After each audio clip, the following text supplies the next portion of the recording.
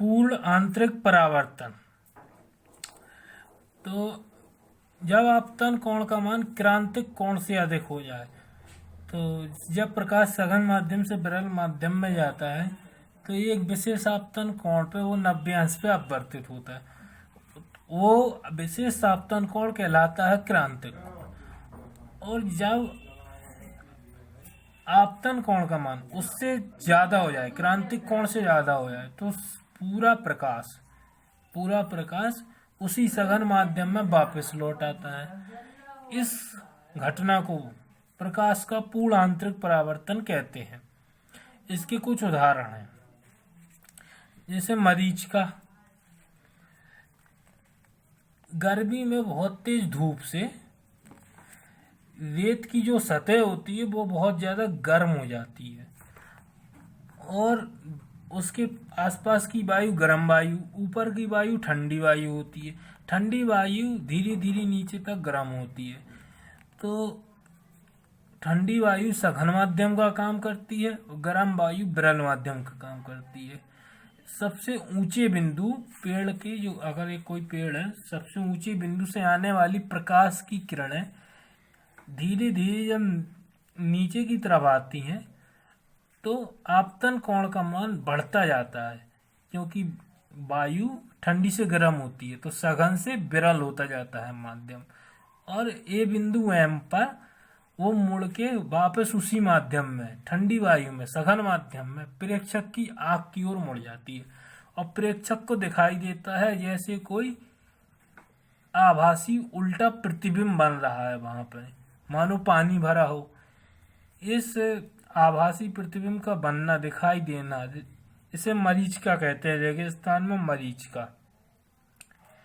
और इसका एक उदाहरण और है हीरे की चमक।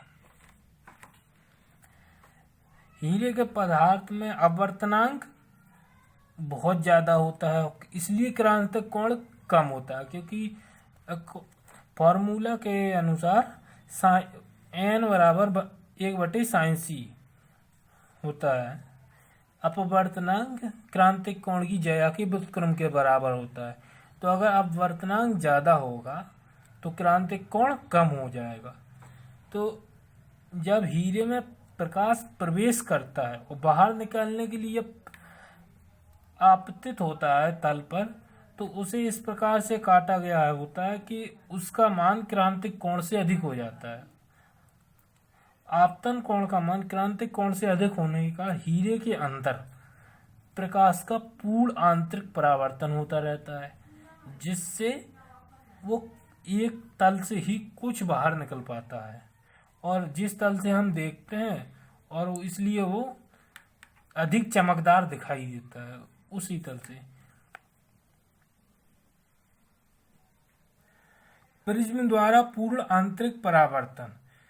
तो कांच का समकोण समद्विभाजित, ये आपका समकोण समद्विभाजित प्रिज्म होता है। इसका उपयोग कई प्रकाश यंत्रों में होता है, जैसे पेरिस्कोप, प्रिज्म, बाइनोक्यूलर, क्योंकि इसमें पूर्ण आंतरिक परावर्तन होता है। इसी गुण के कारण इसका प्रकाश यंत्रों में उपयोग किया जाता है। तो इसके उपयोग की 3 विधियां हैं। नंबर 1, प्रिज्म द्वारा प्रकाश की दिशा को 90 अंश बदलना। जब प्रकाश आपतित होता है तो यहाँ पर पूर्ण आंतरिक परावर्तन हुआ और यहाँ पर भी, और प्रकाश 90 डिग्री से मुड़ जाता है, तो प्रकाश की दिशा 90 डिग्री बदल जाती है पूर्ण आंतरिक परावर्तन के कारण।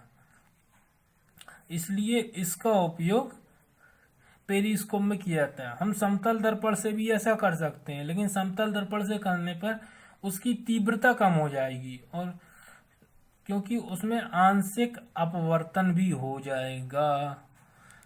नंबर 2, 180 अंश द्वारा विचलन।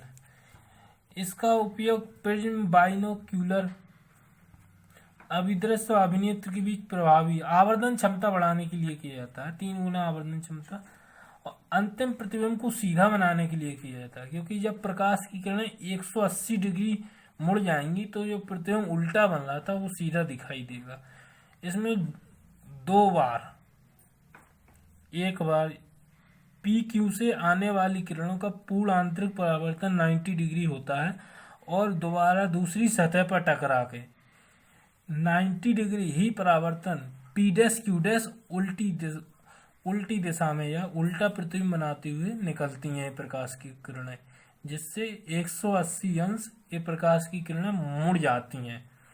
और ये भुजाएं समद्विबाहु हैं, ये भुजाएं बराबर हैं, ये दोनों कोण बराबर हैं, तो इसलिए 90 डिग्री ही विचलन होता है इनका, 90 डिग्री ही मुड़ती हैं।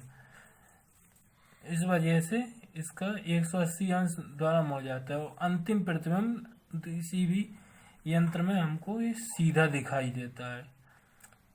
ये इसका उपयोग था।